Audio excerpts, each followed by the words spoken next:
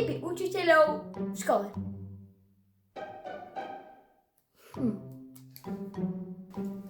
Čo chceš?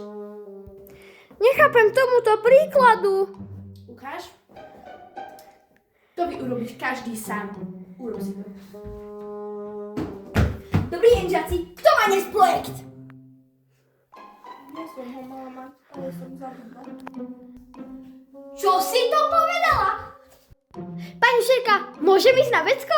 Ako je krásne vonku. A ako teplo.